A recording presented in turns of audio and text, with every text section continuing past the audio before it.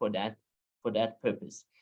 Why are we having this session on financing this time? If we look at the global picture of the HIV epidemic, we see about 1.5 million new HIV infections, 3 times more than we're supposed to have, according to the 2020 targets, and 4 times more actually than we're supposed to have compared to the 2025 target, which is approaching quickly as well. So if we look at the composition of new HIV infections, we know that 70% roughly of new HIV infections are among key populations and their sexual partners. And on top of that, we see actually it's among key populations where we have seen the slowest reductions, or in some regions actually even increases in new HIV infections.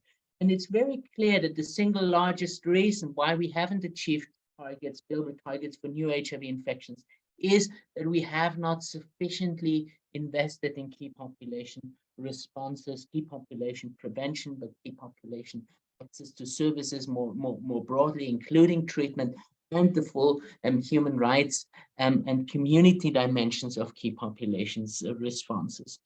So when we look at the investment actually, and we'll have a detailed presentation from my colleague Deepak providing an overview on the basic numbers, we see that of the global resource needs for the HIV response, about 2/3 to 3/4 are actually met through international and domestic financing. So the HIV response overall is not fully financed, but it's pretty well financed in some areas. However, if we look at key population responses, we see that out of a resource need of about 21% of the total HIV resources that should be going to key populations, it's only 3% that are actually going to key populations.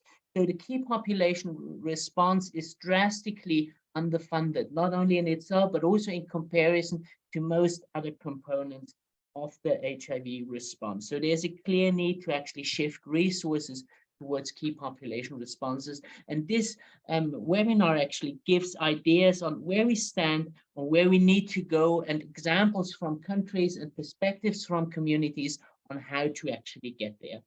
So without further ado, I'd just like to hand over to my colleague Deepak Mattur, who will start us off with the global overview on the financing situation relative to key population responses in the context of HIV financing.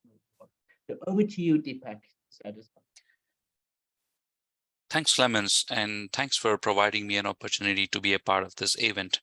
Hello, everyone. I hope you're all doing well. My name is Deepak Mattur. I work on resource tracking with equitable financing practice at UNAIDS Geneva.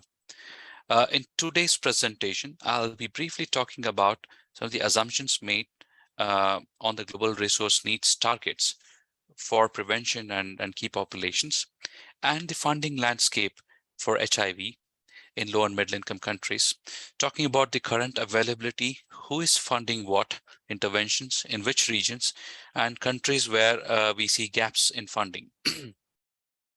So next slide, please. Next one, please. So I'll not be talking in detail about this assumptions on prevention targets. A lot of these can be obtained from the Prevention Roadmap Report and the +1 publication. But in general, the key statement here is that the global targets for HIV prevention were defined based on geographical risk and behavioral risk, or both. And using the population size estimates and coverage data with a baseline of 2019 and the unit costs data, the resource needs were projected through 2030 on what would be needed to achieve the end of AIDS, including interventions for prevention and treatment and enablers. Next slide, please. Next slide, please. So it's important to understand how is the funding landscape for HIV in low and middle income countries, because inevitably this affects prevention interventions as well. In 2021, there were $21.4 billion available for HIV programs in low and middle income countries. Now, even before the COVID-19 pandemic and its associated economic disruptions, the resources available for HIV had been leveling off. The cascading effects of the COVID-19 crisis, and most recently, the war in Ukraine, now present significant additional challenges. As a result, there's almost an $8 billion gap between what's available right now and what's needed to be achieved as resource mobilization targets by 2025. Next slide, please. So the key message here is that the domestic resources that were the main sources of growth in total HIV resources during the last decade became smaller and smaller through mid-2010 onwards. And then the increase of domestic resources almost halted in 2018. These are challenging trends for funding architecture because we have seen that domestic investments account for 60% of total resources in HIV response. Now, similarly, international resources were about 6% lower in 2021 compared to 2010, and they have steadily decreased since 2012-2013 European debt crisis. These overall reductions would have been much steeper had it not been through the support of United States government and Global Fund, which have increased resources by 36% and 56% respectively over the last decade. Next slide, please. Next slide, please. Yeah. So talking about funding for prevention, based on the latest available data reported to Global AIDS monitoring by about 96 countries, an average of 8% was spent on total prevention-related activities. As per the global targets, it was estimated that on average, 33% of all resources across low and middle income countries were to be spent on prevention, as you see on the rightmost side of this chart. The latest data on funding landscape and prevention trends can be accessed through the UNAIDS financial dashboard, and you can do more analysis around it. Next slide, please. So in the previous slide, I just described that an average of 33% of resources had to be spent on prevention rates or interventions, but it varies across countries based on their epidemic profile. I'm talking about the resource needs targets in 2025. So clearly, it's not the same across all countries. Some countries need to spend a lot more of their total share on prevention, while others don't have to spend the same kind of share. Next slide, please. Now, funding for prevention among key population comprises very small amount of total spending. And we have seen that through donor commitments, HIV prevention has improved in recent years, but there continues to be large gaps in funding for HIV programs across income groups. Compared to the estimates assessed in the baseline year 2019, an almost doubling of resources is needed to reach the US $9.5 billion that will be required for HIV prevention in 2025 in order to put the countries on track to end the AIDS epidemic. Now, what's really important here is that resource needs estimated for key population account for 60% of the total estimated resource needs for prevention in 2025. Next slide, please. Now, what we are saying is that the key populations are not funded enough. Of the total funding that was reported by 61 countries to the Global AIDS monitoring, there was only 3% of the total expenditures spent on key population services. And this is a crisis that needs to be addressed. Next slide, please. Now, the bulk of that funding, at least 2/3, comes from international sources, with interventions for prisoners and detainees being the only exception. The reliance exposes prevention programs for key population to potential further cuts in international funding. Next slide, please. I'll skip this one. Next slide, please. So, despite the need for elevated funding for key population services in several countries, the share of prevention spending in overall spending is not matching the resource needs in several countries. For example, some countries that are expected to increase the prevention spending share are supposed to be in double digits, but only report less than 10% spent on prevention. And sometimes even less than 5% of spending is allocated to key population services or prevention interventions. Next slide, please. So clearly there is a willingness to pay from domestic sources for key population that varies across countries. While some countries fund certain key population services more than 90% through domestic sources, but for other key population services, the programs are mostly reliant on external sources of funding. We have also seen that the local laws and other cultural barriers are to be addressed in order to sustain funding for key population programs. Next slide, please. So finally, we're seeing mixed progress amid uneven investments. If we compare the resource availability in 2021 against those required to meet the 2025 targets, the funding gaps vary across regions. In some regions, the 2021 resources are close to the total amounts needed in 2025, but in others, the gaps are quite large. They range from a 13% gap in West and Central Africa and a 57% gap in Asia and the Pacific. However, without a prioritized funding for HIV prevention among key population, the trend of increasing new infections observed in several regions, as we can see in this graph, will continue to rise. The future cost of current inaction will be huge. And as described in earlier slides, the funding landscape for HIV is clearly in danger. And this is not the time for cuts, but rather for an increased global solidarity. We are also expecting an increased global domestic investments in prevention services and also key population services. With that, I stop here. Thank you and look forward to any questions or clarifications. Over.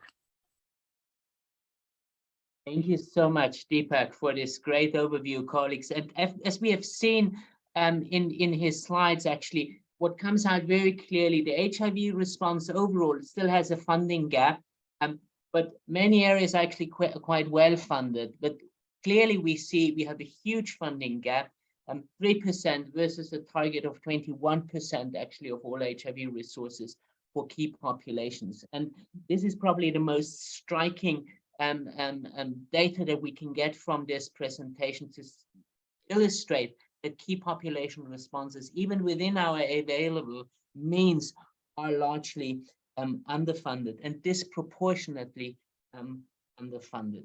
We now look at the a similar question of resource allocation, but from a different angle through a presentation from Nicole Fraser from the World Bank, who will look at allocation of HIV resources, available HIV resources, and how these can be optimized. Nicole, over to you. Thank you, Clemens. And I'm really pleased to join this community of practice on these important discussion points. So I'm just waiting for the first slide, which is about allocative efficiency analysis. So it really asks these questions about how can we allocate money in the best possible way for impact. I'm going to talk about the Optima HIV tool or software and how it takes KPs into account. And then secondly, I will show very briefly some recent analysis which illustrate how this tool can be used in different ways to shed light on KP related questions. So this summarizes really the process, starting from questions like how many more infections or deaths can be prevented if HIV resource allocation is optimized. And this Optima HIV tool helps us to do mathematical optimization. And also we can do scenario analysis. So for instance, what are the resource needs to achieve certain coverage targets? These analyses are always done in partnership, first and foremost with the governments, then with global funds, CDC, World Bank, with mathematical modelers and other stakeholders. The process of implementing the model is quite data intense. So you need epidemic, program, cost, effectiveness data, and they're all brought together in this tool to then enable you to do projections and estimations. Next slide, please. This is just a glimpse of how, as a user, you see the interface of this Optima HIV tool. And here I'm showing the screen on the programs you can choose. And of course, this includes programs for key populations. And these lists of interventions pre-programmed in the tool can be added to the interventions, can be edited to really customize it to the country. And this is a publicly available web app. Next slide, please. So we found it's always very useful if people understand a bit more what's happening in the model, particularly at country level, because this increases trust in the results if people understand how the model operates and also what data go in. And here I would like to focus on how every person in a population, in a country population, is somewhere occurring in the model. And people are first allocated to subpopulations.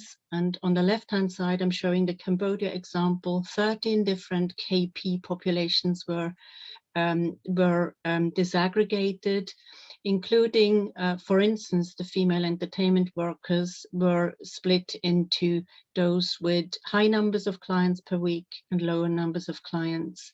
The MSM population was split into whether the MSM was known and reachable or not yet reached, or only reached with innovative new interventions. And then on the right-hand side, can see how every person is also classified by the care status. So whether you are undiagnosed or diagnosed, linked to care, etc. And in addition, by your CD4 status. So this just shows how every person occurs somewhere in the model as an illustration. Next slide, please. I'd like to go to results now. This was a major analysis, which we call the Global Optima HIV Analysis, published in Lancet, and it covered 44 countries and included 80% of all PLHIV worldwide. It looked at the last reported resource allocation for HIV, and then what would be the optimal allocation across HIV interventions to minimize new HIV infections by 2030.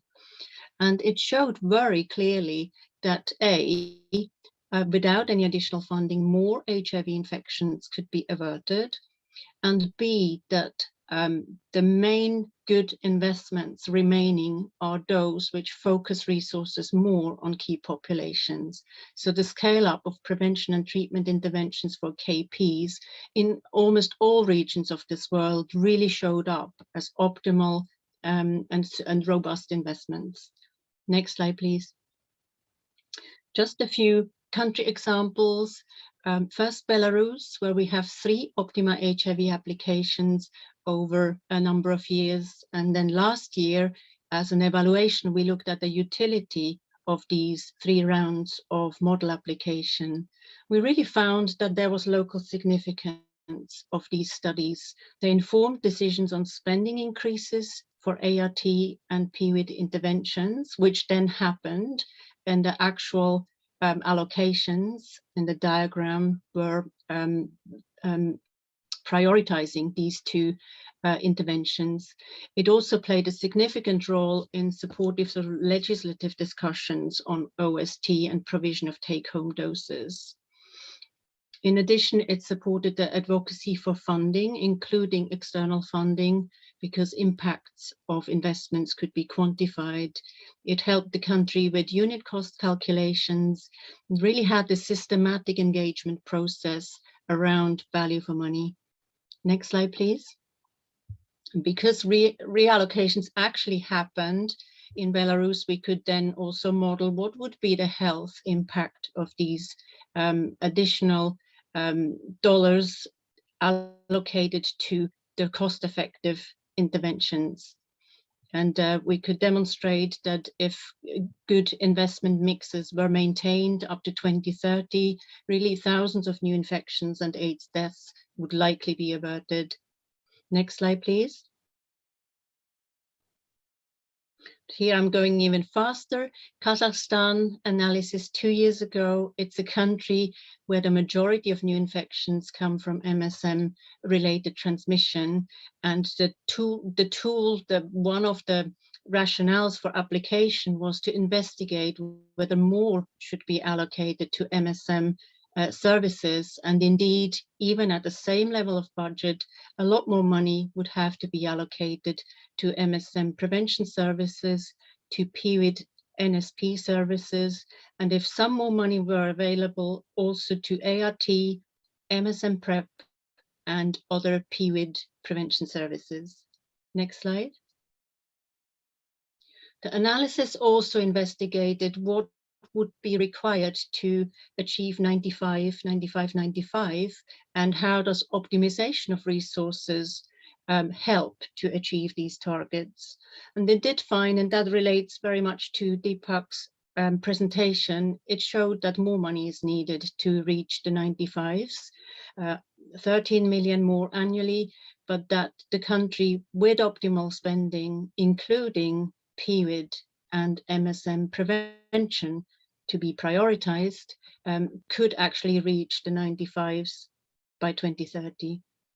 And the last country example is on Cambodia. Next slide, please.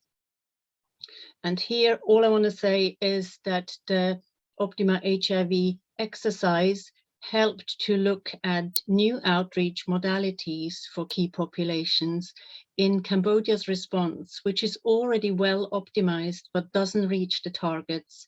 So this was an exercise to look at what could be done if novel interventions, including social media and peer-led educational interventions, could be used in a new outreach program.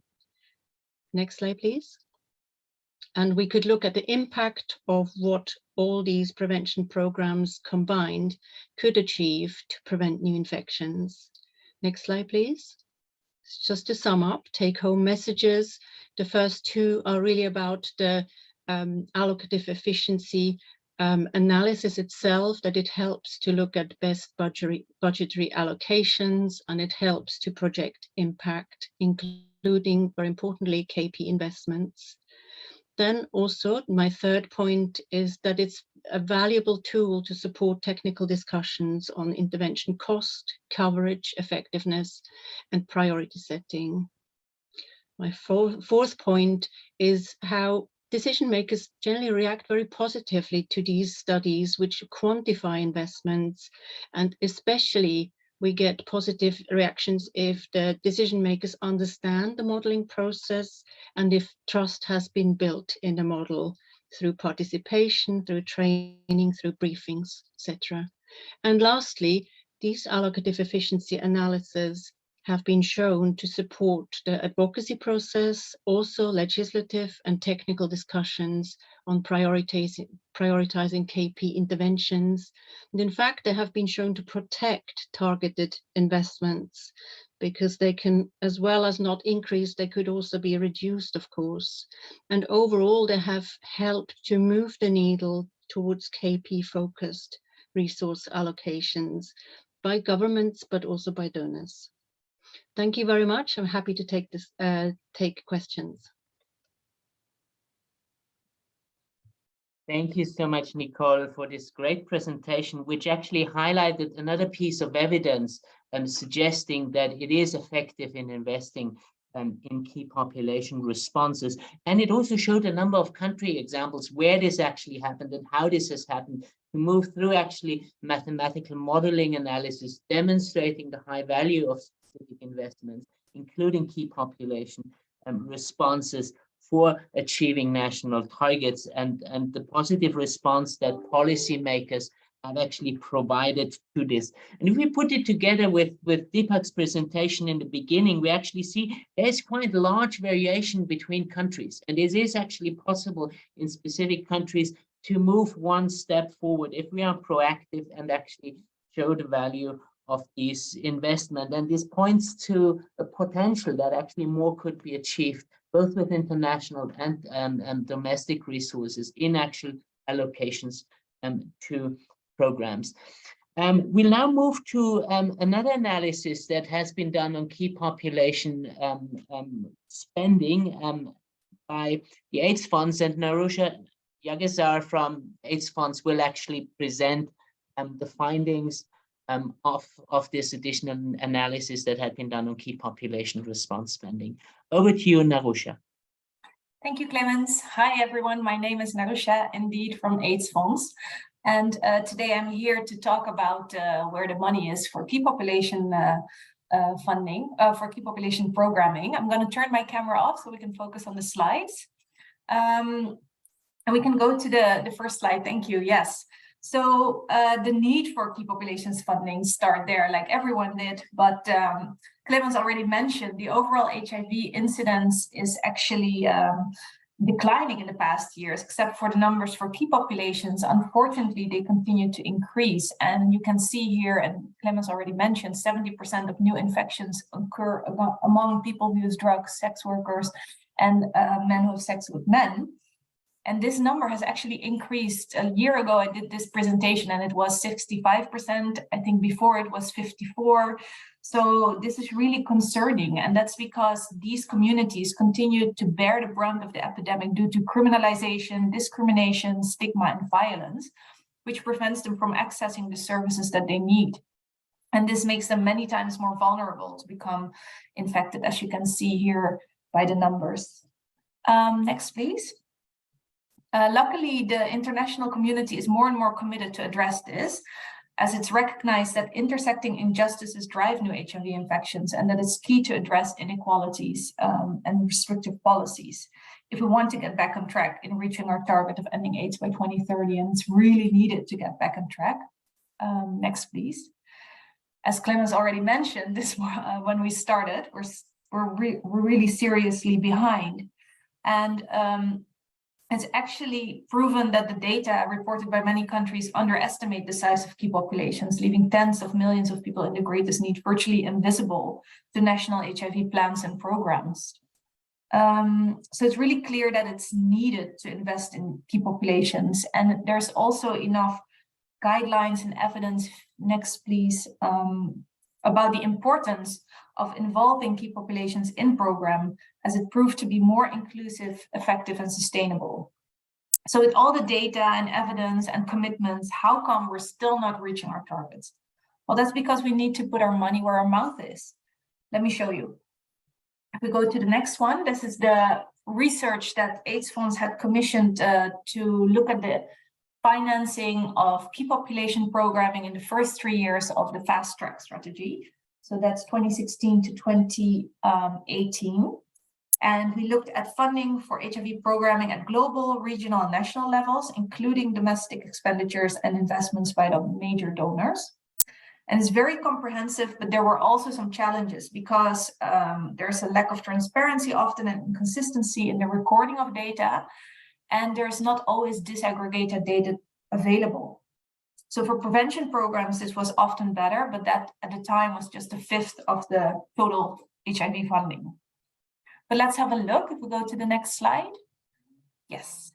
So in the period of 2016 to 2018, 1.3 billion was invested in KP programming. And these are the major funders. And while 1.3 billion is a lot, if you put it into perspective of the total funding for the HIV response, the picture becomes less exciting. Next, please. Yes, so then you see that only 2% of the funding for HIV programming went to KPs. And I heard just now in the presentation before this one that it was now 3%. But yeah, so this was for the overall programming.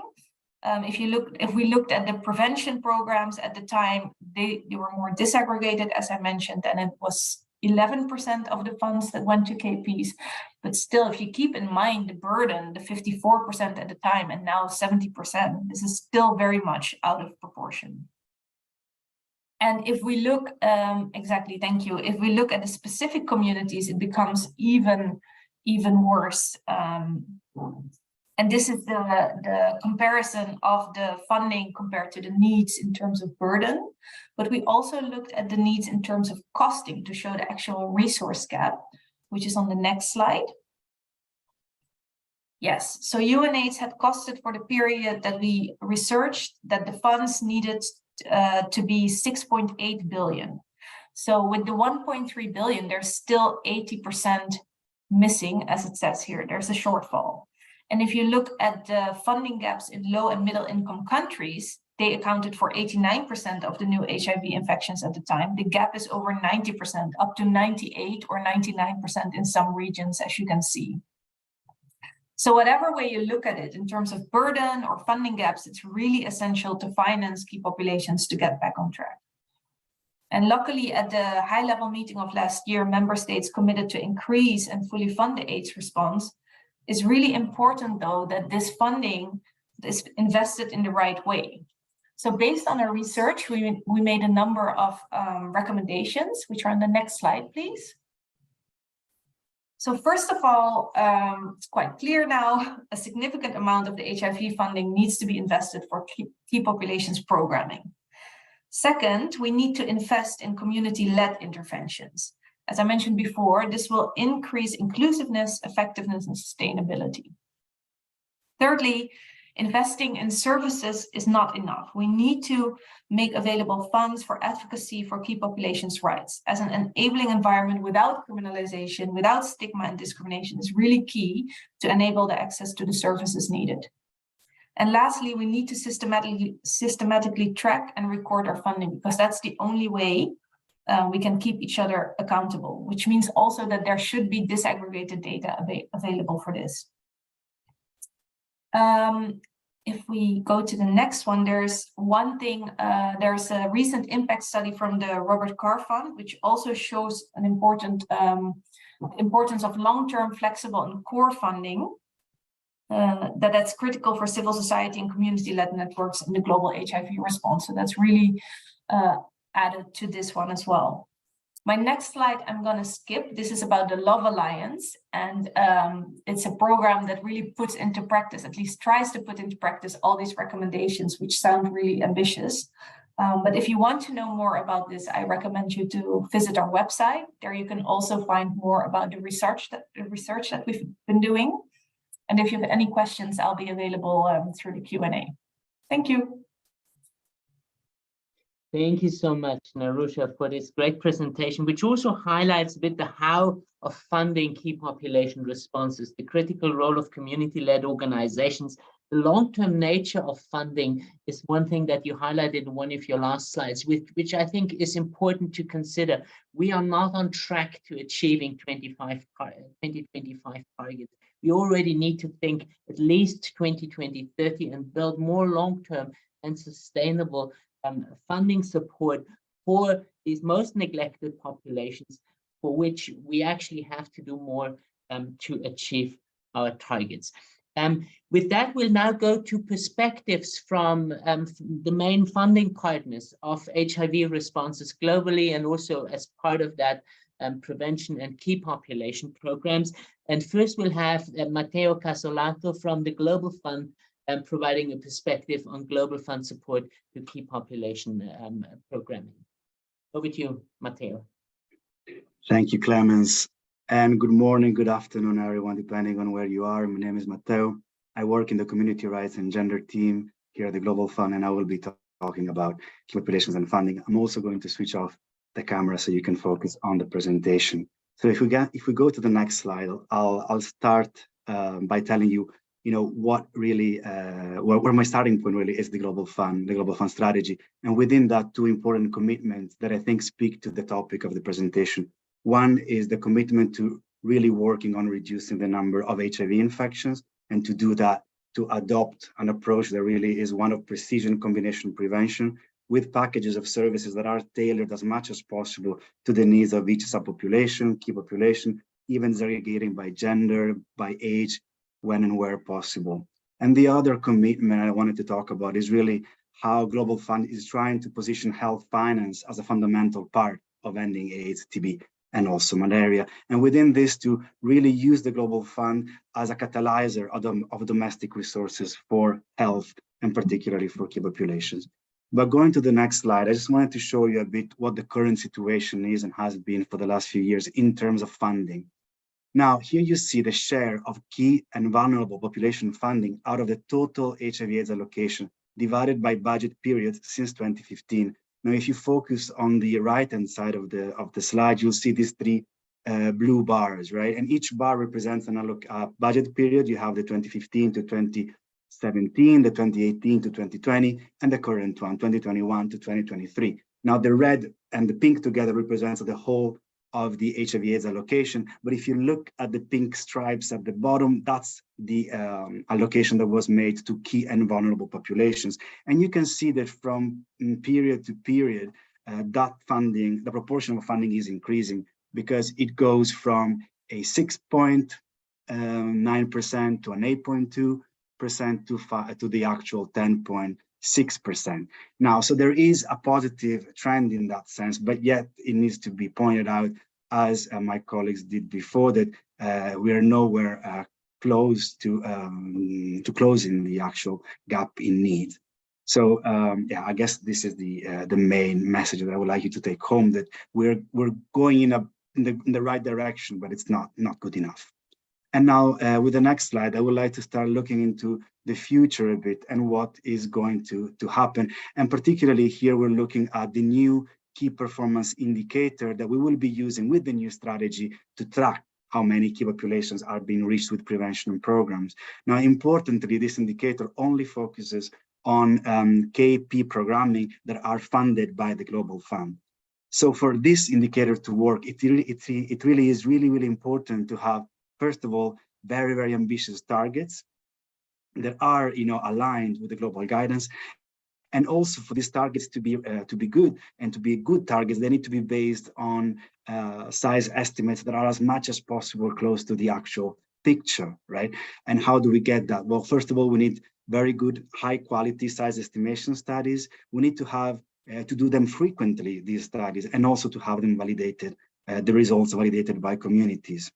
And how do we do that? Well, we need to work in partnerships with communities. We can't have any of that if we don't have key population-led organizations leading us in this, in the design of programs that, on top of addressing biomedical needs of people, also look at the structural elements of a package of services to tackle human rights and gender-related barriers, for instance, but also to help us monitor how services are provided.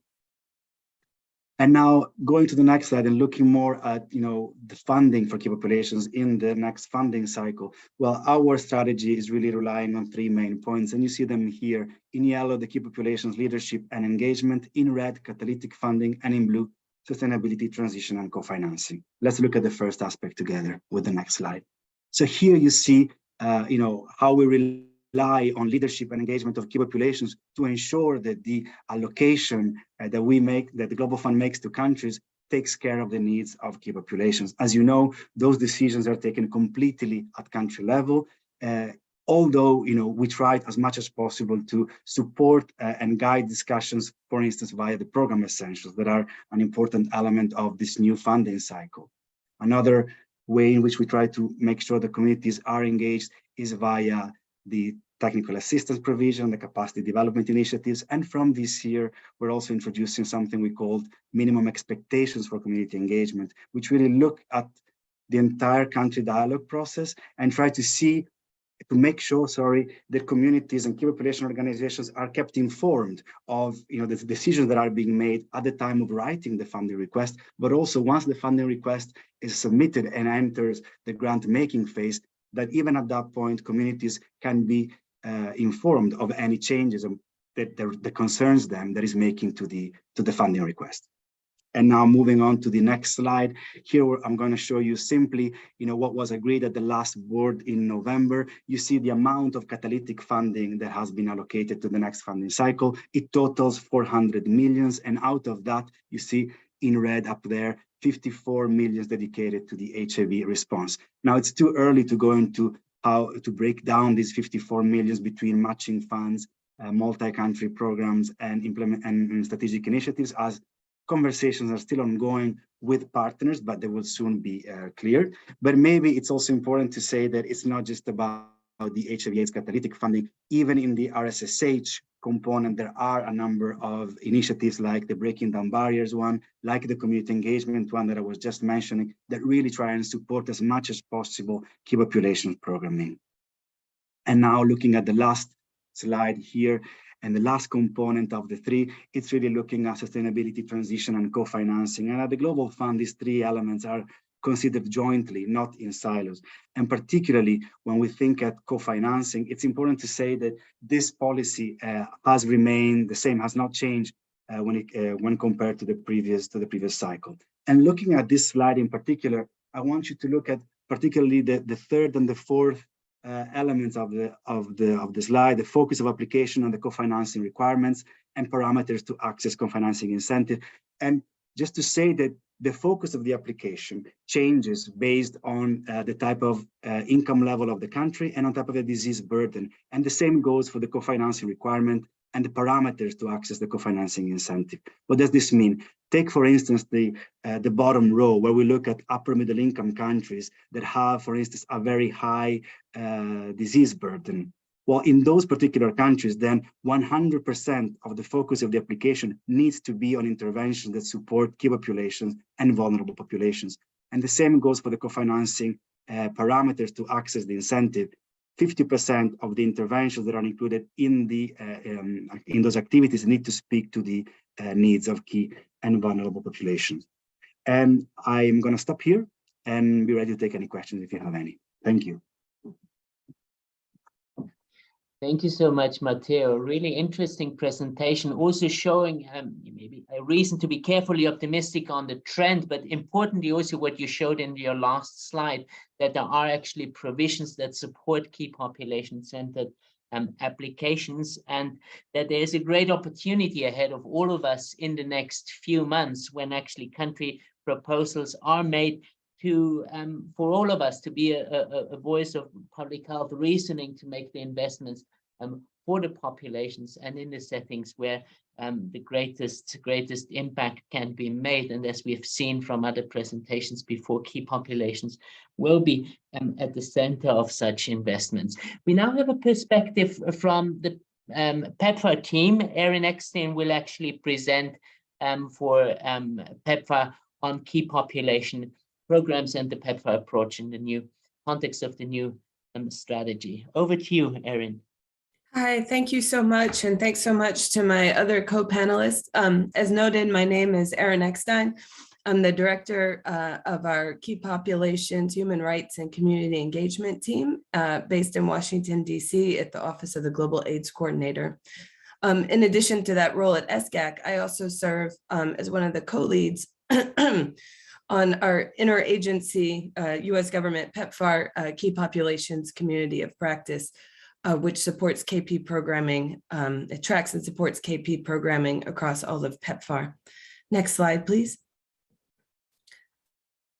So I just wanted to start here at the outset. We want to show PEPFAR's most recent financial numbers for key populations. This table reflects the overall investments that have been tagged for key population investment across all of our countries. You can see the total for COP22, which is being implemented now from October 2022 to September 2023. It's 276 million. Our systems are able to further divide this by specific key populations groups, though you will see a significant portion is noted as not disaggregated, which is often indicative of programming that is serving multiple key populations. And as Naroesha noted earlier, this can sometimes complicate the analysis. Funds are also tagged by major program area. And because this is a GPC webinar, we focused on the total amount tagged to prevention services, including PrEP. The other major program areas where the remainder of funds are tagged are testing, care and treatment, and above site programming. And we do strive to make our data public. And so you can find all of this data and more at the link shown here. Next slide, please.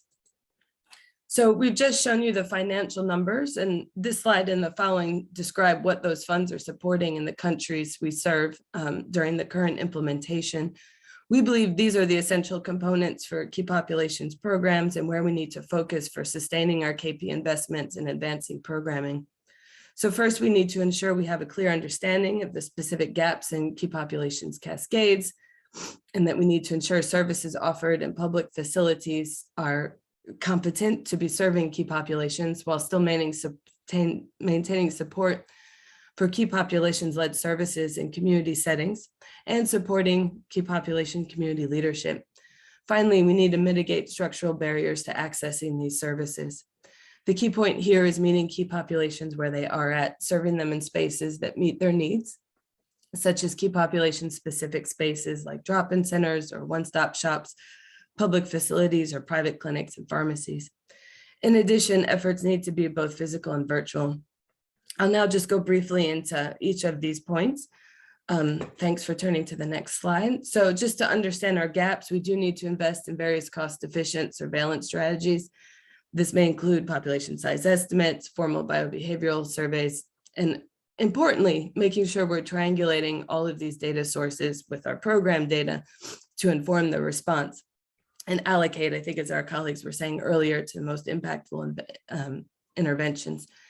It's also vital that key population leaders and communities are engaged and involved in the implementation of these strategies. Next slide, please. Members of key populations groups obviously have different preferences on where they want to access services, and it's important that our programming is responsive to these. So for key populations that prefer to seek services in more anonymous public facilities, we need to ensure that those services are competent to serve them. This is achieved through a variety of approaches, and I'll kind of skip through some of the detail here, but it's there. Next slide, please.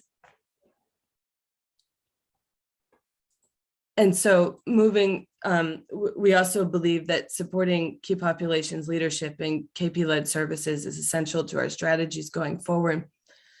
For key populations community-led services, that might occur at drop-in centers, one-stop shops, or other venues, PEPFAR will continue to support efforts to diversify funding schemes for sustainability.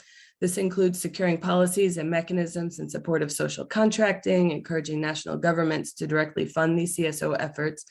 In addition, PEPFAR promotes social enterprise schemes, utilizing market-based approaches to generate revenue for the CSOs via business entities. For example, PEPFAR key population CSO partners in several different countries have formalized their community clinics to accept health insurance and direct fee for services.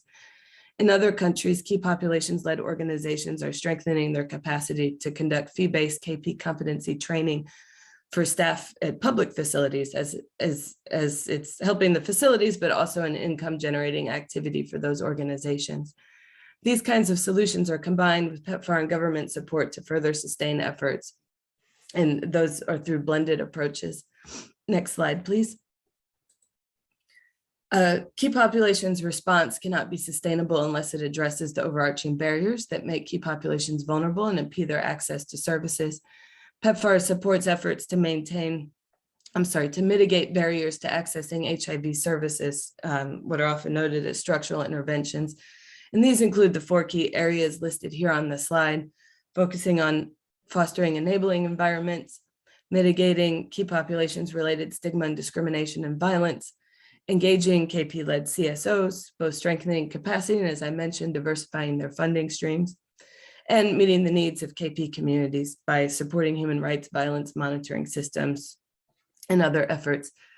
PEPFAR has also been working to align our investments with other development partners such as Global Fund, Dutch government, Elton John AIDS Foundation, as well as other US government agencies through our State Department and USAID, among others.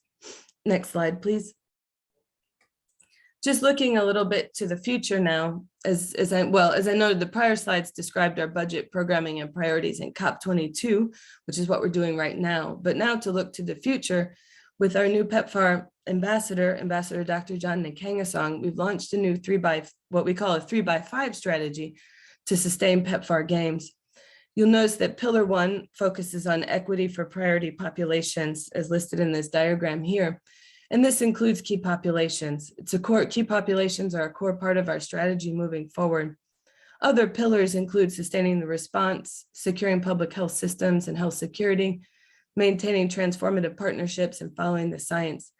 In addition, we have a series of enablers which are cross-cutting to all of the pillars, and one of those is community leadership. And we look forward to continuing to work with all of you on the line, as well as others, to strengthen all of these efforts. Next slide, please. The 3x5 strategy is the cornerstone of PEPFAR's new 5-year strategy. It was launched, the 3x5 itself was launched in July at the AIDS 2022 conference, followed by another document at UNGA this past September. And then on December 1st, last week, World AIDS Day, we released the new strategy, all based on a number of listening sessions that our ambassador has done with many stakeholders. PEPFAR's new strategy is based on coordinated efforts with both UNAIDS and Global Fund.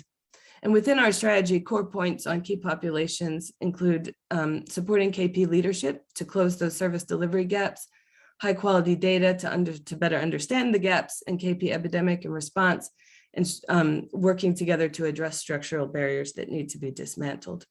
Next slide, please. And finally, this is just my last slide. I just wanted to take a note of a few things about our upcoming process. We're working towards the mid-February launch of COP and ROP 23, which is when we plan the programming, the budget, and the targets for the next fiscal year. And of course, as noted earlier, we just released the new 5-year strategy, which can be found at the link. Also on December 16th, we'll be hosting a virtual health equity global workshop to co-create a roadmap of program priorities and partnerships to identify and close the major gaps in service delivery and new infections for priority populations, including key populations. Excuse me.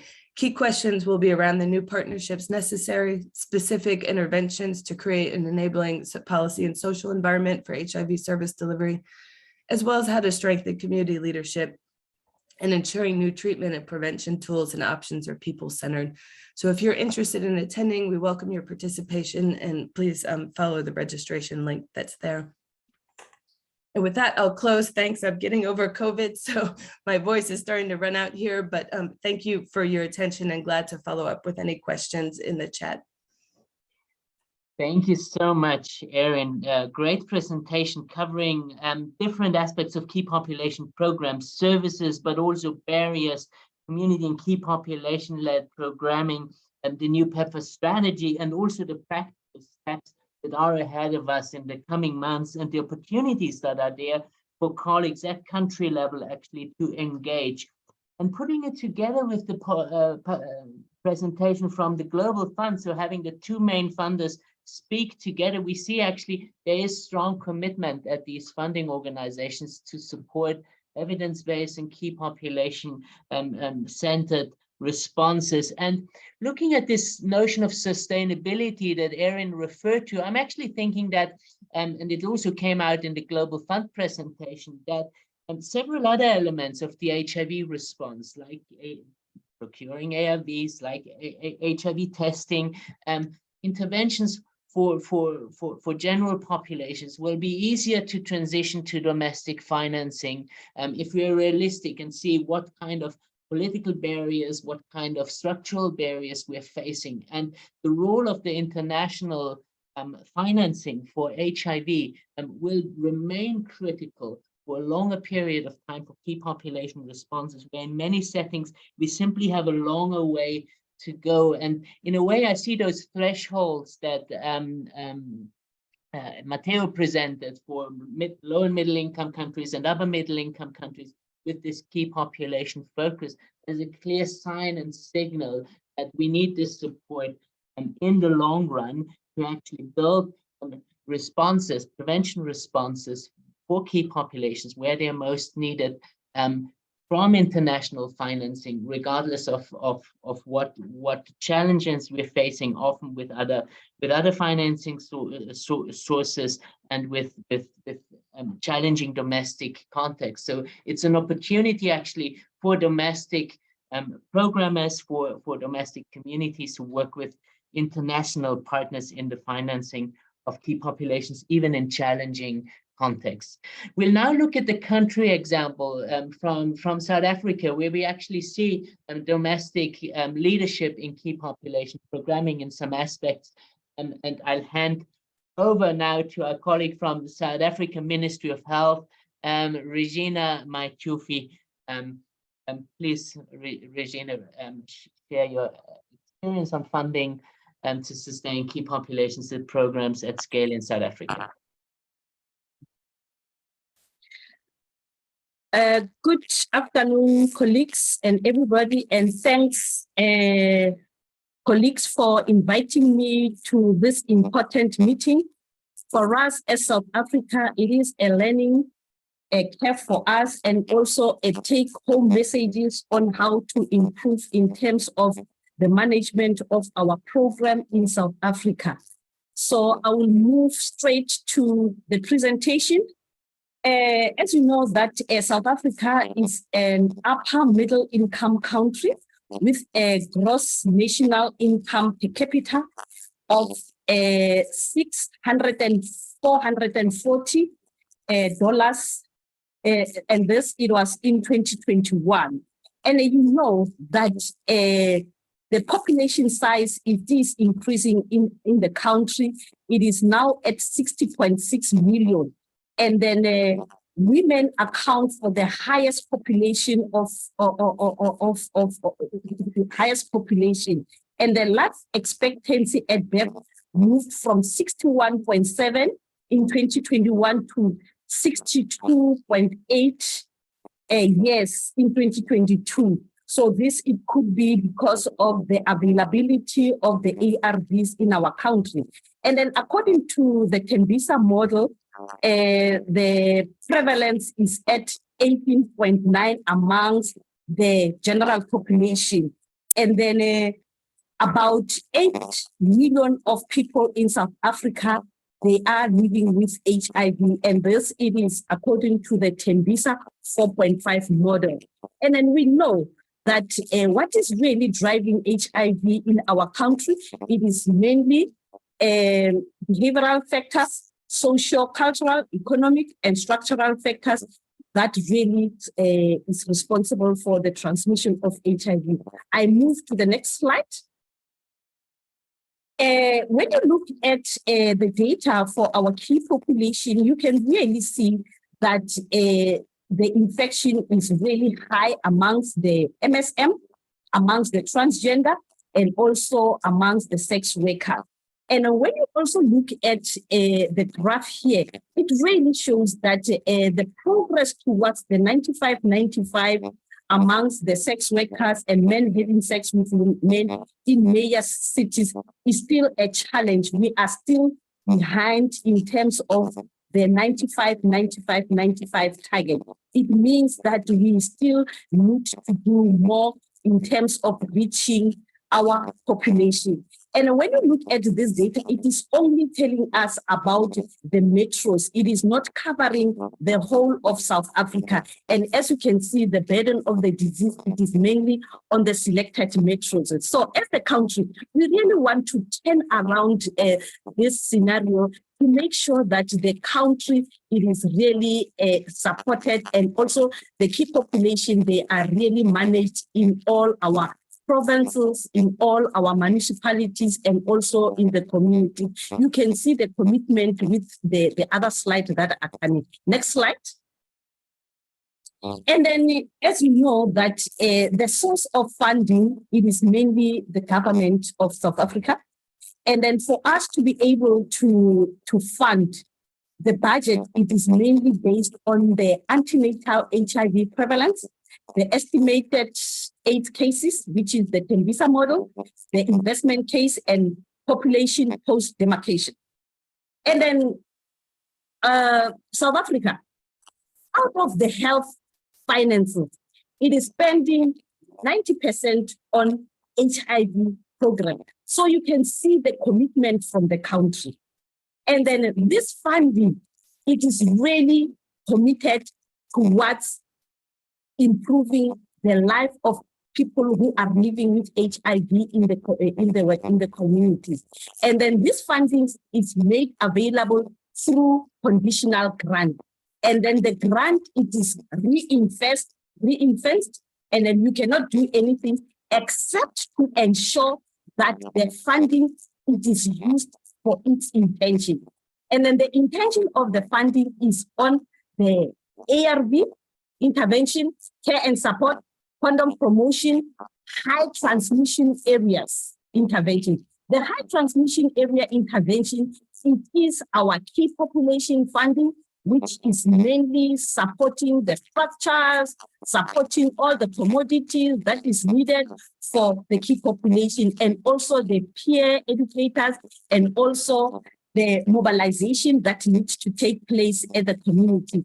And then other funding, we are using it for prevention of mother-to-child program strengthening, regional training centers, HIV counseling and testing, medical male circumcision, because all this last intervention, they are important for our key population intervention. The next slide, Karabo. I did indicate that our allocation, it is mainly based on the South African investment case. The investment case also, it was able to inform the midterm review of our national strategic plan to say what are the interventions that are needed for the next coming 20 years. And then it came very clear that key population needs to be prioritized. That is why the current NSP, it is really focusing on the key population, the vulnerable groups, and also the STI services.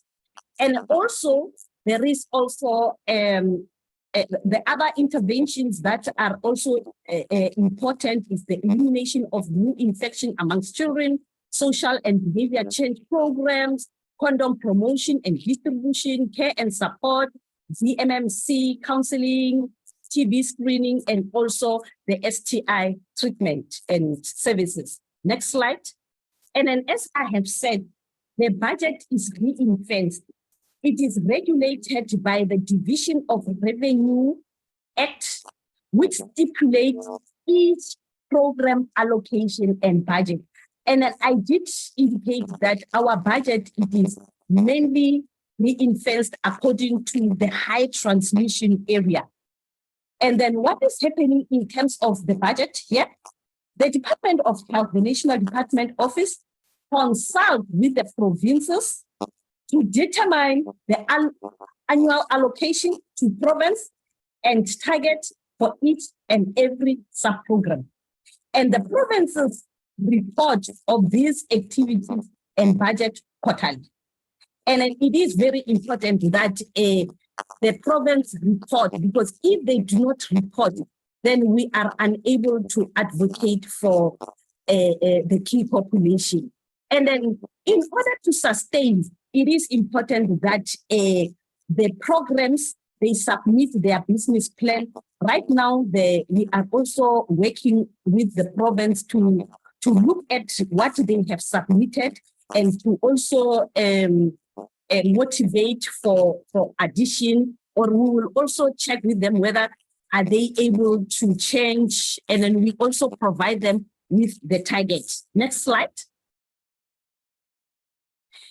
As I've indicated, our target, our budget, it is managed through or supported through conditional grant and equity double share, and also the international donor agencies, including Global Fund, PEPFAR, and other donors. As you can see, that there is a commitment in terms of the HIV prevention in the country. In 2015 and 2016, the budget for HIV, it was at 14 billion. And in 2022 to 2023, it has increased. We can see that there has been an increase of 10% each and every year. Currently, the expenditure is sitting at 259 million. And then it is all the data indicates that it is growing faster than overall budget of health. So you can see that the country, it is mainly supporting the program. And then in terms of the innovations, we really training our staff to be competent, to be able to manage the key population in the facility, to also be able to manage the key population in the community. That is why we are having the sensitization training, which is taking place in the facility and also out of the facility. We are having the roving team. We are working closely with our regional training center. That is why there is also a budget for training to ensure that the staff provide sensitive and relevant services to all key population to increase uptake of HIV prevention care and treatment for key population, to improve primary health outcome to achieve the 95-95, and to also provide healthcare workers with tools, resources to treat and care for the key population. The next slide. In terms of other tools that we are providing for the key population is that we have developed the health implementation plan, which is mainly aiming to support and standardize key population services across facilities and also outside facilities. We have just finalized the drug master plan, and then at the moment we are busy piloting how best can we implement the services in our facilities. We are also making sure that we support key population-friendly facilities. And then Erin and other speakers did mention the data. Even in our country, this has been a challenge. Our data, it was not disaggregated, so we developed the MNE toolkit in order for us to standardize reporting. And then we have developed the indicators, we have developed the registers. And what we also want to do is to make sure that we report into the district health information system. So we are highlighting this. Yeah, next slide. Please. Yeah, yes. And then here I'm just indicating that the department is funding 22 NGOs, and then we are also funding the youth-led NGOs. The next slide. These are the NGOs that are mainly funded by the department for the key population. As you can see that they are in different provinces. There are those that are responsible for LGBTI. There are also those that are responsible for sex workers. And then there are also those that are responsible for PWUD and MSM. So this is how really we are funding. And then we are also having meetings to ensure that we really identify our gaps and ensure that we respond. So I will stop there. Thank you very much for listening to me. Thank you. Over. Thank you so much, Regina, for this excellent presentation on South Africa's national programming. Without further delay, I'll hand over to Ruth Morgan Thomas for a community dialogue around key population financing. Over to you, Ruth. Thank you, and thank you to all the speakers. I think we're really happy to see that there is priority now being given to key populations within the HIV prevention agenda. The evidence is out. 70% of new infections are among our communities and our sexual partners. And yet, key populations continue to be criminalized in many countries around the world. And we face stigma and discrimination in all countries, which has impacted on the funding of key population programs. And too few key population-led organizations are funded in our national HIV responses.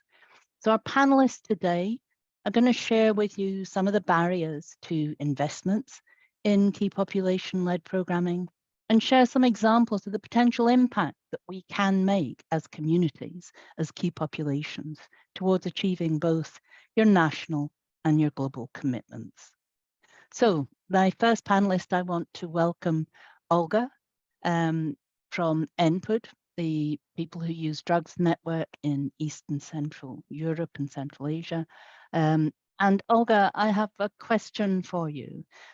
Drug user-led networks are severely underfunded and undervalued worldwide, and yet are on the front line of harm reduction and advocacy for human rights.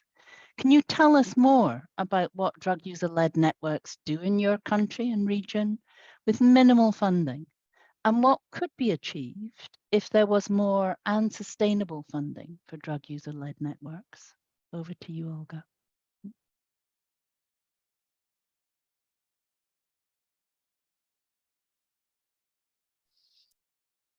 Добрый день. Все нормально с переводом?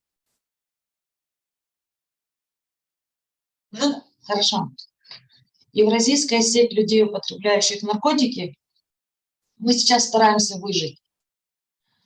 Мы выжили 2021 год благодаря международной сети людей, употребляющих наркотики. Единственная организация, которая, сообщество, естественно, которая поддержала нас, когда мы практически теряли свою институциональность и основу.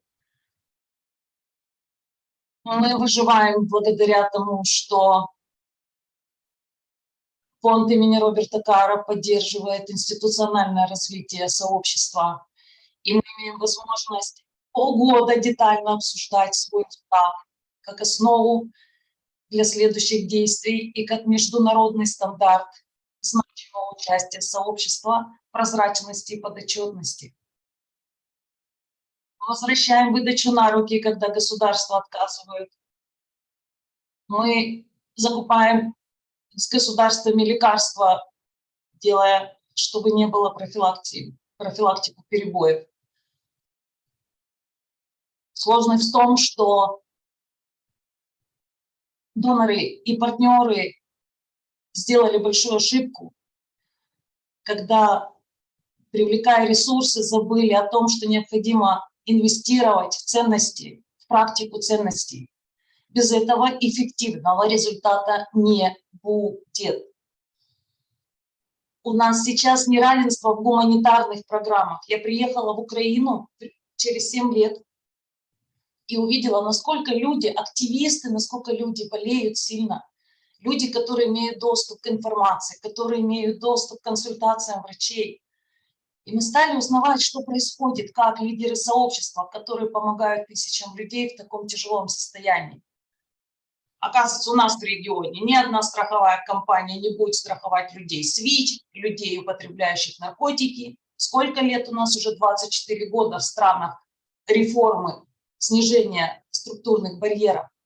Спасибо фонду имени Роберта Кара, нам дали ресурсы на медицинскую помощь, и мы нашли страховую компанию, которая застраховала нас именно как людей, употребляющих психоактивные вещества, с открытым лицом. Но оказалось следующий шаг. У людей есть медстраховка, но людям, лидерам сообществ некогда лечь в больницу, запущенные заболевания, потому что все на краткосрочных контрактах. Или ты живешь, работаешь, если ты перестаешь работать, у тебя не на что жить. И в проектах гуманитарных, которые сейчас рассказывают, люди работают в неравных условиях. И доноры, и партнеры, когда мы говорим об этом на региональном уровне, отвечают нам: идите в страну и там общайтесь и разговаривайте. Но вы поймите, пожалуйста, международные люди, которые живут в стандартах прозрачности, подотчетности, демократии. У нас другой регион. У нас еще большинство людей, те, которые у власти, не понимают, что это такое. У нас война в регионе. Серьезная война тоталитаризма с правами и свободами людей.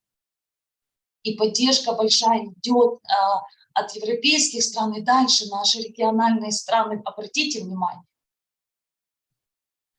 Нам надо обязательно посмотреть ценность сообщества, голос сообщества. Обратите внимание, спасибо за руку глобальный фонд. 3 года Украина кричит о том, что качество лекарства влияет на эффективность программы. Нам недостаточно качества лекарства, которое сейчас закупается по самой низкой цене. 3 года люди возвращаются на инъекционное употребление, люди ищут возможности выровнять свое состояние здоровья. Голос сообщества не слышал. Это на практике ценности. Была сделана большая ошибка, когда начали доплачивать врачам за то, чтобы нас слушали. И теперь, когда переходим на общественный бюджет, на государственное финансирование, нас врачи не принимают, потому что нет доплаты. Это просто теперь уже государственная услуга. Нельзя платить за толерантность. Вслед за амбициозными целями пропустили серьезные задачи. Ценности в практике. Необходимо институциональное развитие организаций сообщества. гранта глобального фонда, PEPFAR. Olga, sorry, Обратите внимание, у вас excuse нет me, денег I на need to институциональное interrupt for развитие, 1 а эти second. деньги должны Olga, быть. you need to start wrapping up because we have 3 other community speakers who will be speaking Да, after you. Yeah. я сейчас Спасибо. завершаю. Контролируйте, пожалуйста, практику ценностей вслед за деньгами. Тогда мы сможем вместе выжить, тогда мы сможем эффективно настроить программу. Спасибо.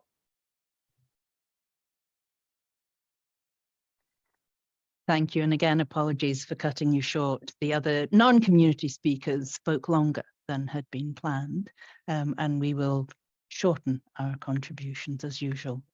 So I'm moving on to Karina. Karina comes from Ecuador, from the regional network of people who are in sex work.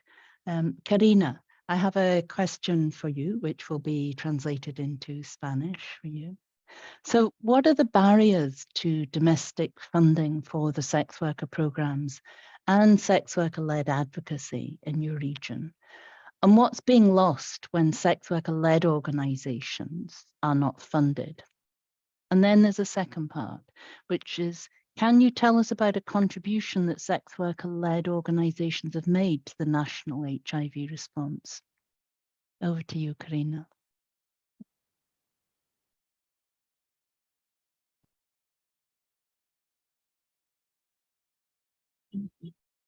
Buenos días con todos y todas, gracias por la invitación. Claro que sí, Ruth. Una de las grandes barreras que nosotros tenemos hacia los programas de trabajadoras del sexo han sido de que todavía se sigue mirando solamente en los controles de infección de transmisión sexual como focos infecciosos, no como un ser íntegro de atender otras necesidades en el tema salud, ¿no? También la otra gran barrera es que como ya en el sector del trabajo sexual la prevalencia de VIH-Sida es menos, ya no hay inversión para nuestro sector, ¿no? Porque se considera solo el tema del VIH-Sida y no la exposición y riesgo que tenemos en la ITS.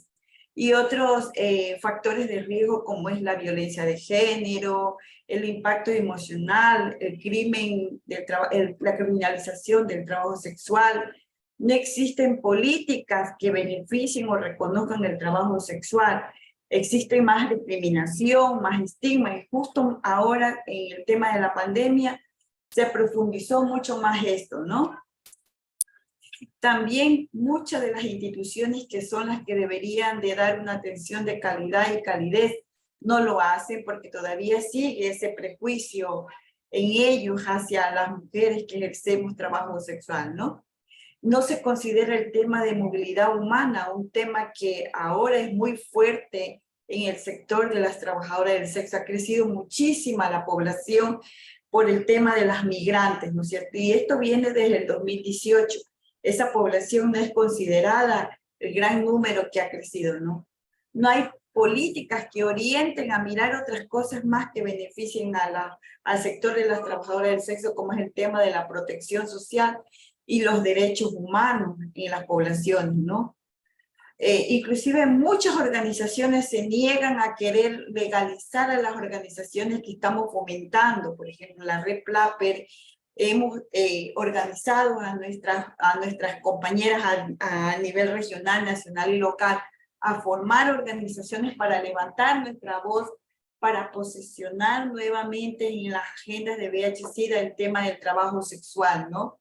Y nos limitan porque nos ponen valores altos o nos limitan porque dicen que como está el tema del trabajo sexual no podemos formar organizaciones, ¿no?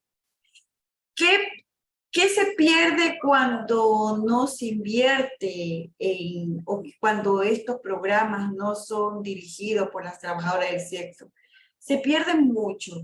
Se pierde de que seamos nosotras mismos quienes podamos llevar adelante los programas, quienes sabemos cuáles son las necesidades, ¿no? Cuáles serían los programas mejores para nuestras poblaciones. Nuestro trabajo no solamente es en el tema de prevención de la salud, sino va más allá, ¿no es cierto? Mirar una respuesta integral para nuestras pares, ¿no es cierto? Que es mirar este contexto también, cómo nos pone mucho más vulnerable a las mujeres, especialmente que ejercemos trabajo sexual, y cuando estos programas son dirigidos por nosotros o cuando recibimos financiamiento como Robert Carr, como Fondo Global de Mujeres, cuando de Paraguas Rojos nosotros podemos hacer muchísimas cosas en beneficio de nuestras poblaciones, ¿no es cierto? Podemos fortalecer a las organizaciones, seguir haciendo incidencia y abogacía basados en nuestros derechos. ¿Cómo hemos contribuido nuestras organizaciones en el tema del VIH-Sida? Lo hemos demostrado, hemos contribuido muchísimo, ¿no es cierto? En que la prevalencia sea baja, ¿no es cierto? Y en de continuar con fondos o sin fondos, seguir trabajando en el tema de la prevención, promoción de la salud, pero mirar también otros temas, ¿no es cierto? El tema de la violencia, que está mucho más fuerte en nuestro sector, y que nosotros le hemos dicho a altavoz, ¿no es cierto? Hemos tenido que hacer rueda de prensa, hacer incidencia y comenzar a decir qué es lo que está pasando en el sector de las trabajadoras del sexo. El tema de la violencia, están matando a nuestras compañeras que ejercen trabajo sexual y nadie dice nada. Y por eso nos hemos organizado a levantar la voz, a hacer foros, a que miren estas organizaciones que dan financiamiento, que realmente en el centro de la respuesta estemos las mujeres Karina, trabajadoras sorry, del sexo, I'm going to have to interrupt you que no too nos dejen solas, and y ask you especialmente al to Fondo wind up, Global, a que please. mire que la inversión está bien que se invierta en las instituciones. Gracias. Muchas gracias, Karina. So I'm trying to give each of, I am trying to give you space to actually hear all four of the presenters that we have today without going too far over time. So the next person who I have a question for is Kevin Williams from MPact in the USA. Kevin, a similar question for you. What are the barriers to domestic funding for gay men and other men who have sex with men programs and key population-led advocacy? And what is being lost when key population-led organizations are not being funded? And I think in particular, if you could tell us a bit about the importance of addressing the intersectionality across our communities, that would be great. And over to you, Kevin, with 4 minutes is what I'm hoping will be allowed. Thank you. Thanks, Ruth, and thanks for the question. Initially, when we think about barriers to domestic funding, we tend to think about opportunities for responses to for applications. The thing that MPact has been really focused in on is not only how to respond to applications, but the underlying sort of experience that an individual may come across as we look to have opportunities for funding. And part of that discussion has to start with the understanding that the assumption that funding for gay men is solely linked to HIV, specifically the infection, and not the realities of life that that affect that individual in every aspect of their lives.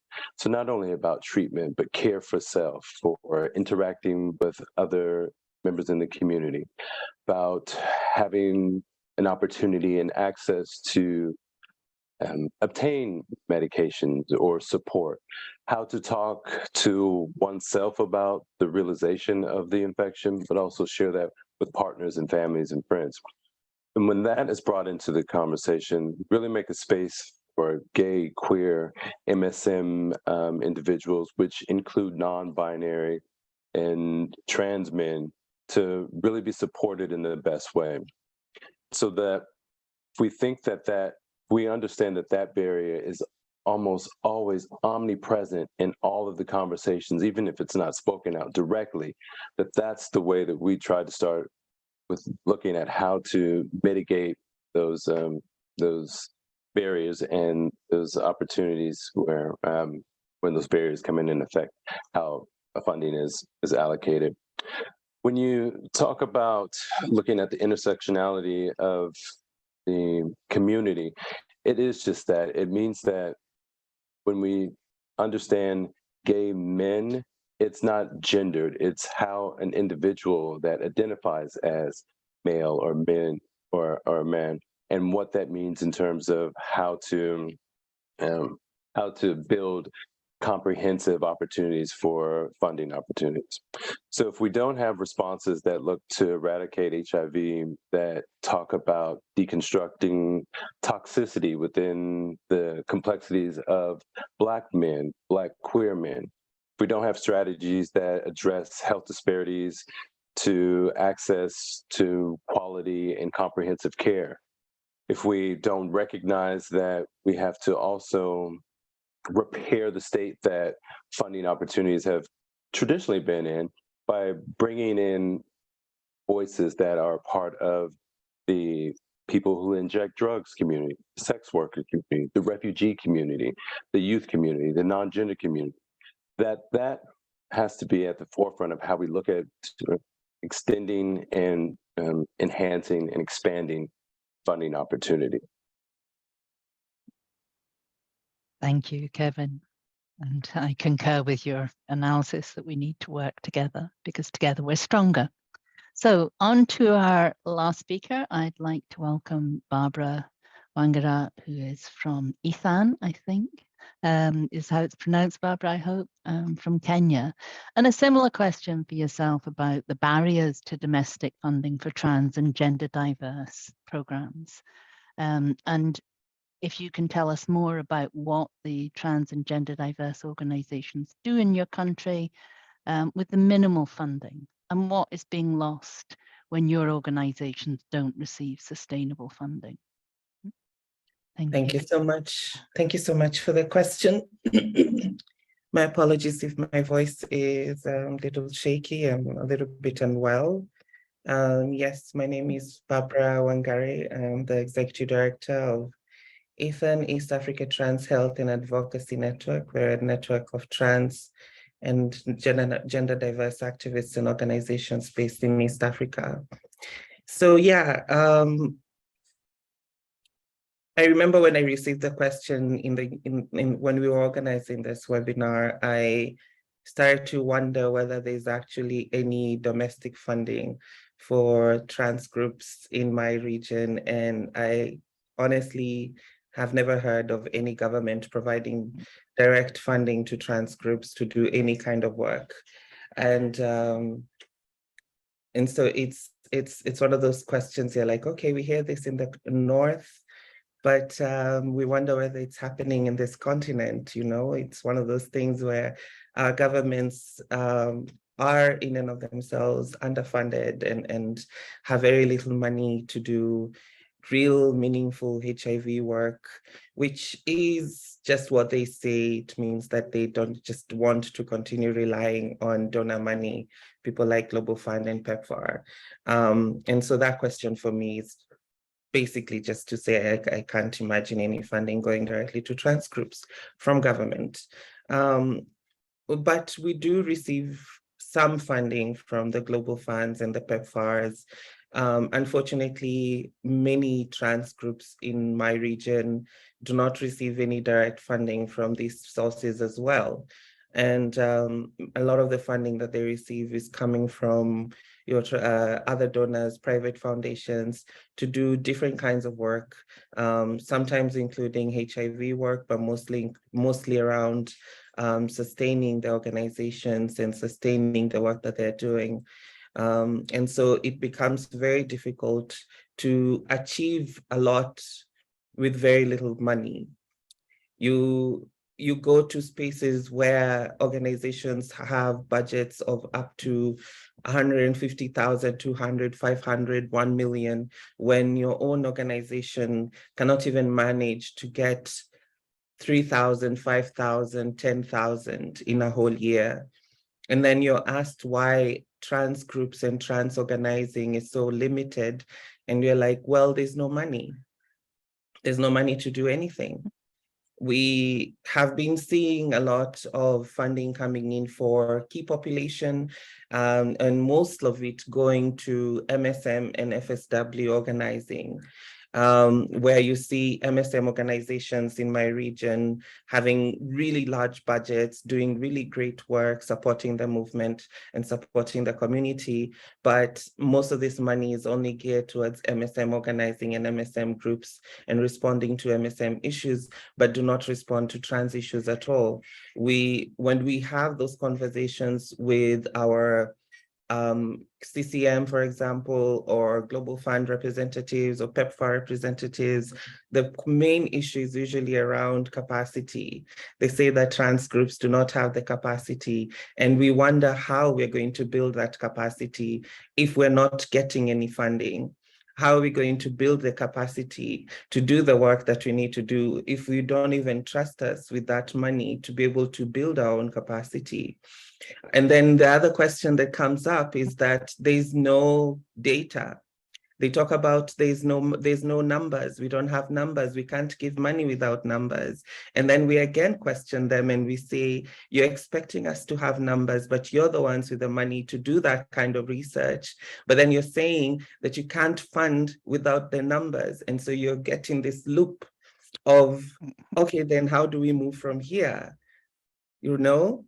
And so then it becomes this vicious cycle of trans people increasingly having difficulty to get funding to do their work and having to have those kinds of conversations where funders are saying, we can't fund you, we don't know what the situation is, we can't fund you, we don't know what the numbers are. And we're like, give us the money, let us do the fund, let us do the study, let us do the pilots, let us do all those things so that then you can see where the need is, you can see where the numbers are. The other situation that they're having is that a lot of times you see trans people having to, when they need those services, when they need to have access to health and HIV services, they end up going to these clinics that will provide key population support or key population services, but then they're forced to register as either FSW or MSM. And so again, the numbers disappear into those numbers where, again, the increasing numbers of MSM and FSW means increase in funding to those groups that are doing that work and zero funding to us as trans organizations. And so then again, we are continually misled, we're continually forgotten, we're continually underrepresented, underfunded, and we can't do anything without money, unfortunately.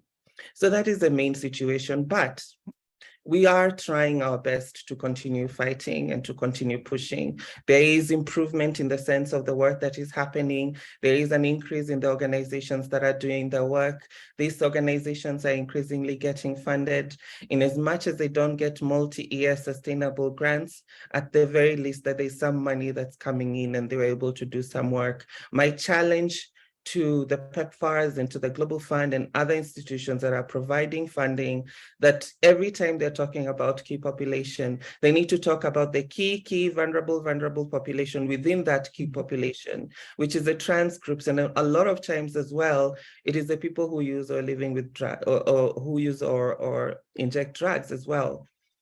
You know, so these populations need to be supported. They need to be given money, because you can't expect an activist who is doing great work to be able to continue doing that work if they cannot pay their rent, if they cannot buy food, if they cannot move from A to B, if they cannot attend those crucial meetings, if they cannot even be in the space to advocate for their work, then continually will be erased. So yeah. Thanks, Barbara. So I think we've heard from 4 community members about the unmet needs that are within our communities that are impacting on the new incidents that occurs across all of the key populations. I'm going to hand this back to Clemens, who is going to close, but I would encourage us all to really consider how realistic domestic funding is for our communities. Barbara probably gave the strongest example of not knowing one single country that is funding trans groups who are in desperate need of funding to create the community-led base that other key populations have. So I would encourage us all to think about domestic funding appropriately, but also to ensure that the international donors continue to fund the prevention and other services and care for our communities, which will actually enable us to address the ongoing epidemic of HIV in our communities. Thanks. Over to you, Clemens. Thank you so much, Ruth, and all speakers in this session. Really wonderful contributions. We've run a bit over time, but I'd just like to say one or two things. Clearly, globally, the financing environment is challenging. If we look at this environment, it's not going to be easy to raise additional resources. But even in this environment, we see some clear and practical opportunities emerging from this discussion. Clearly, we have continued commitment from Global Fund and PEPFAR, and even there we see different countries have made different allocations. We've heard from colleagues at the World Bank that by using mathematical modeling, it's actually possible to further increase within Global Fund grants that these countries that did these studies have been doing, increase the share of key population investments. We also see in the context of PEPFAR, there is actually potential to further increase investments in key population responses as well. So the next few months particularly really have great opportunities there to ensure that the largest gap that we have at the moment in prevention financing, which is prevention financing born with key populations, can actually be strengthened. And secondly, I think we see even greater variation if you go to our webpage and look at all the detailed information of key population financing from the dashboard that Deepak summarized. You see there's huge variation. Some countries not investing at all in key population programs. Some countries investing quite substantially. And even if we were just going to move from where we are now to investing in all the middle-income countries, low middle-income countries, to the level that some are already investing, we could already make a huge difference. And these are not, levels of financing that are impossible to achieve. They have already been achieved in several countries, and that means it's doable and it can be done with all the caveats that colleagues mentioned. And clearly, as Ruth said, we will need sustained international financing for ensuring that we achieve our HIV response targets, particularly our prevention targets, which we will not achieve without investing in key populations. And we know in so many settings, due to political and criminalization-related barriers, we will not see the domestic investment coming up in the next 2 or even in the next 7 years. So we will need that strong international focus, and probably over time, as other elements of the response that are politically easier to finance will become domestically financed, an even stronger focus of international financing on scaling up key population responses is probably the only pathway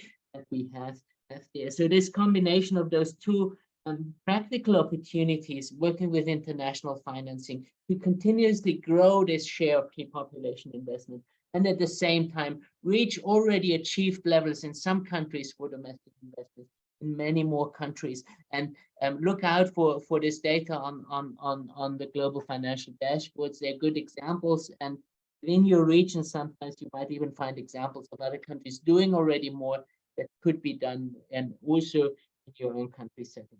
So with this, I'll close just by saying a big thank you to the wonderful SSLN team who have set up this webinar and have made it work so well from the technical side, from all the invitations, to all the presenters, particularly let me thank last but not least all the country and community representatives who have made this so interesting and inspiring for all of us to do more than we have done in the past, and particularly in the next 12 months, make a step towards increased key population investments through all the mentioned opportunities that we touched upon today. Thank you so much and have a wonderful evening.